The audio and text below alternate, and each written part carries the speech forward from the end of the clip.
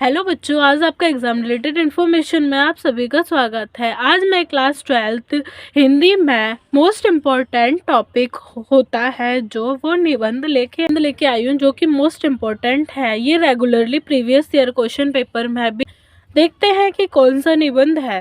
पहला निबंध है हमारा विज्ञान। विज्ञान वरदान है या अभिशाप, इसके बारे में आज मैं बताऊंगी। इसमें सबसे पहले तो हम इसका शीर्षक लिखते हैं। शीर्षक इस तरीके से लिखते हैं कि विज्ञान हमारे लिए क्या सदुपयोग है। दूसरा पॉइंट होता है विज्ञान की लाभ क्या होते हैं, विज्ञान की हानि क्या होती है। तीसरा पॉइंट इसमें है विज्ञान और मानव कल्याण, क्या ये दोनों सही है। विज्ञान के वरदान, विज्ञान ने हमारे लिए क्या क्या वरदान किया। विज्ञान वरदान भी है और अभिशाप है, ये कैसे है, इसके बारे में भी हम। ज्ञान और आधुनिक, इन दोनों विज्ञान किस तरीके से अपने कदम बढ़ा रहा है, इसके बारे में भी। अब देखते हैं रूपरेखा। रूपरेखा में हम क्या लिखते हैं। रूपरेखा में हम वो पॉइंट लिखते हैं जो हम निबंध के अंदर लिख रहे हैं, जिस टॉपिक पे है उसमें। रूपरेखा में सबसे पहला पॉइंट तो होता है प्रस्तावना। प्रस्तावना क्या होता है। प्रस्तावना को हम जीवन परिचय भी कहते हैं, जैसे कि किस तरीके से हुआ, क्या है ये, तो इसके बारे में हम प्रस्तावना में लिखते हैं। उसके बाद दूसरा पॉइंट है, इसमें देखते हैं कि इसमें जैसे हमने इसमें पढ़ा था कि वरदान है या फिर अभिशाप है। विज्ञान के वरदान क्या है। अब विज्ञान ने हमारे लिए बहुत सारे वरदान दिए हैं, मगर हम इसे कैसे लिखेंगे। हम इसमें ज़्यादातर अगर पॉइंट में लिखें तो ये बहुत अच्छा रहेगा, क्योंकि ये नोटिस में भी आता है। को अंडरलाइन करके लिखते हैं तो ये बहुत अच्छी बात है, जैसे कि इसमें लिखा हुआ है। अब देखते हैं, सबसे पहले पॉइंट इसका है परिवहन के क्षेत्र में। विज्ञान ने हमारे परिवहन के क्षेत्र में महत्वपूर्ण भूमिका निभाई है। उसके बाद क्षेत्र में विज्ञान ने हमारे संचार में भी किया है, जैसे मोबाइल, लैपटॉप, टीवी, इन सब के बारे में। और इसका तीसरा पॉइंट है चिकित्सा के क्षेत्र में। चिकित्सा के क्षेत्र में भी बहुत सारे विज्ञान ने बहुत सारे नई चौथा पॉइंट है खनन के क्षेत्र में, कृषि के क्षेत्र में, खनन के क्षेत्र में।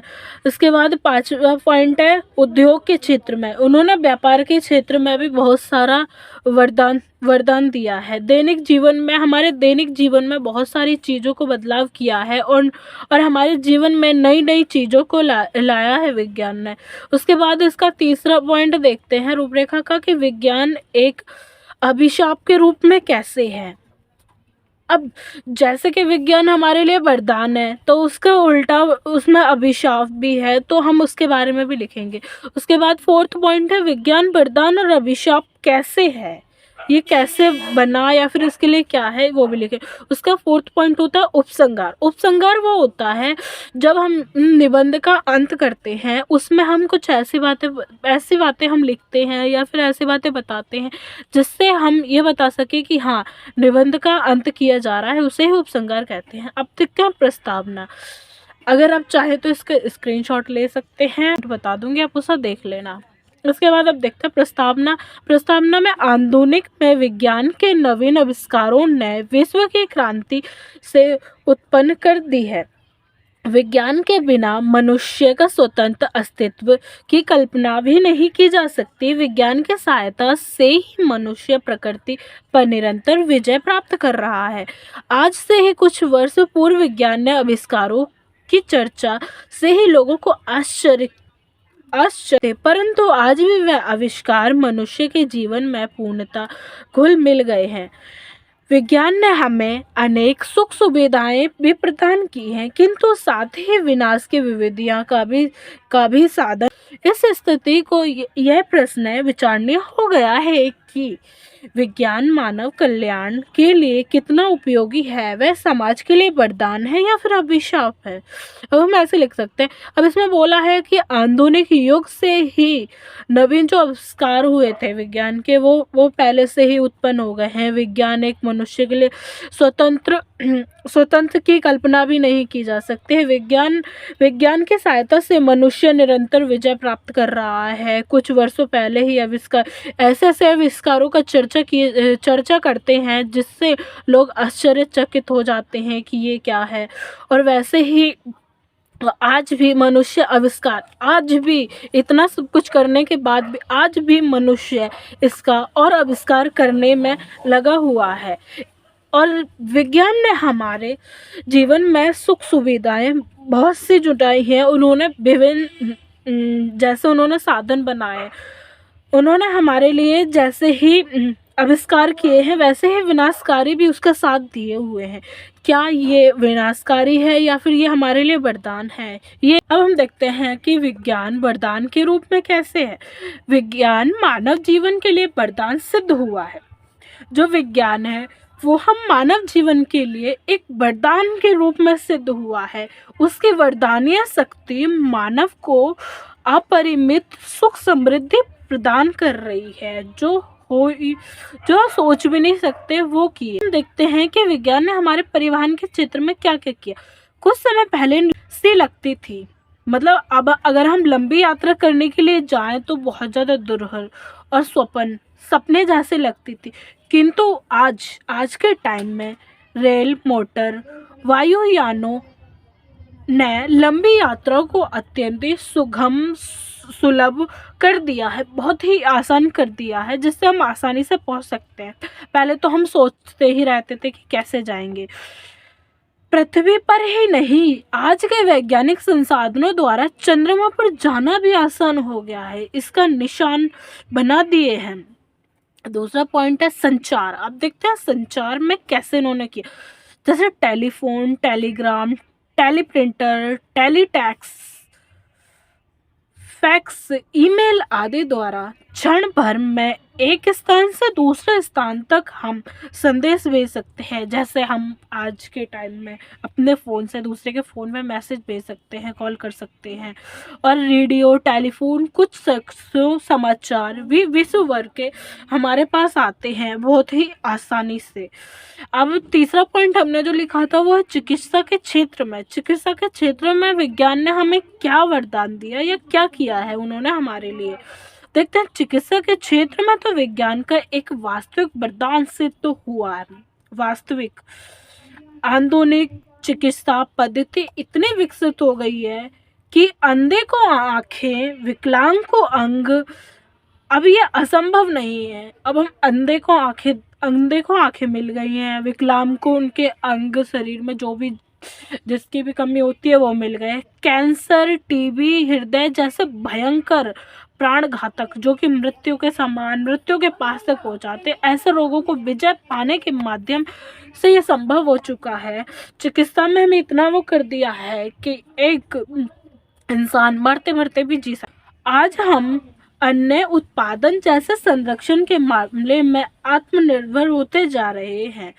इसका श्रेय आधुनिक विज्ञान को है। जैसे हम जैसे अन्न का उत्पादन और जो भी संरक्षण करना है उसके बारे में इतना आत्मनिर्भर हो रहे हैं, जो कि विज्ञान ने हमारे को आधुनिक किया। विभिन्न प्रकार के उर्वरक, कीटनाशक, सिंचाई संबंधित कृषि अत्यधिक सरल और लाभदायक बना दिया है। उन्होंने इतने खनन के क्षेत्र में इतना लाभदायक बना दिया है कि हम उसे आसानी से प्राप्त कर सकते हैं और उससे खेत के लिए उपयोग भी कर सकते हैं। अब पांचवा पॉइंट देखते हैं उद्योग के क्षेत्र में कैसे किया है इन्होंने विज्ञान ने हमारे लिए। उद्योग के क्षेत्र में विज्ञान ने क्रांतिकारी परिवर्तन किया है। विज्ञान ने हमारे लिए ऐसी ऐसी मशीनें बनाई हैं जो हमारे लिए आसानी से उपयोग किए जा सकते हैं। अब हमारे जीवन में विज्ञान ने क्या, हमारे दैनिक जीवन का प्रत्येक कार्य अब विज्ञान पर ही निर्भर है।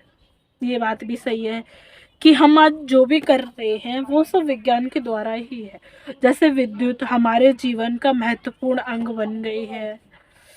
बिजली के पंखे, कूलिंग, गैस स्वेट, फ्रिज आदि का निर्माण ने मानव की सुविधा पूर्वक जीवन का वरदान बना दिया है। जैसे लाइट, बिजली, पंखा, कूलर जो भी सब है आजकल, वो सब विज्ञान ने ही तो प्राप्त किया है, विज्ञान ने ही तो बनाया है। इससे समय, शक्ति और धन प्राप्त की बचत हुई है। समय की भी बचत हुई है, शक्ति की भी बचत हुई है। इससे धन ज़्यादा बढ़ेगा और बचत कम होगी। धन एक अभिशाप के रूप में कैसे है?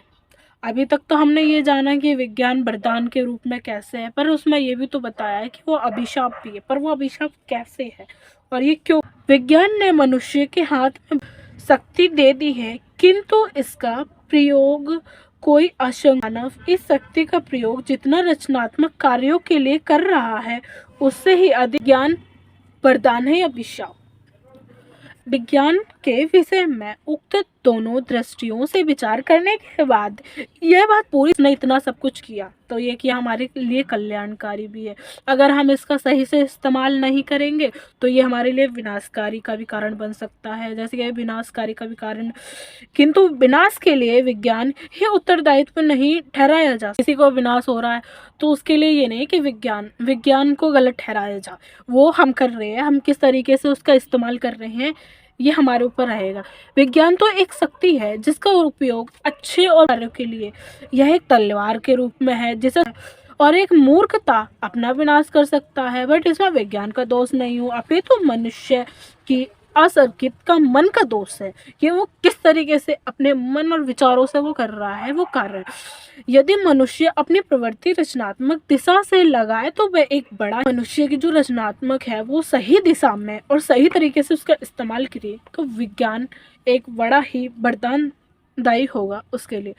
किंतु जब तक मनुष्य मानसिक विकास की उस अवस्था तक नहीं पहुंचता जब तक विज्ञान के माध्यम से उतना ही विनाशकारी होगा। अगर वह सही रास्ते और सही तरीके से नहीं करेगा तो वह उसके लिए विनाशकारी और उसे अभिशाप भी समझा जाएगा।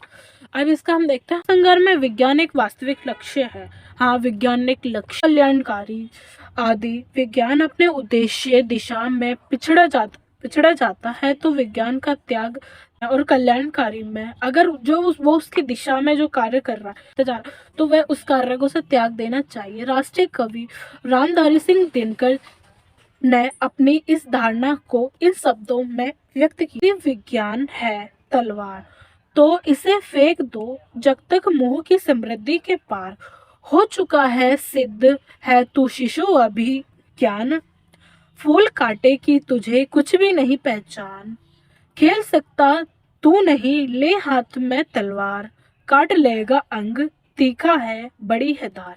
अब इसमें ये मनुष्य तुम सावधान रहो, ये वैज्ञानिक तलवार है, तुम इसे फेंक दो, इसके मुंह में मत आओ। यह एक सिद्ध हो चुका है और अभी तुम शिशु हो। ये फूल काटो को कुछ ये जो फूल काटे हैं इनकी अभी तुम्हें कोई भी पहचान नहीं है। खेल सकता है तू नहीं ले हाथ में तलवार, तू खेल सकता है पर तू इस तलवार को हाथ में लेकर नहीं, काट लेगा अंगार से अपने अंग काट लेगा। तीखी है, बहुत ज्यादा तीखी है और यह इसकी बड़ी है धार। वीडियो चाहिए तो हमारे चैनल को सब्सक्राइब करें, लाइक शेयर एंड कमेंट करें जिससे हमारे आने वाले नोटिफिकेशन आप तक पहुंच सके।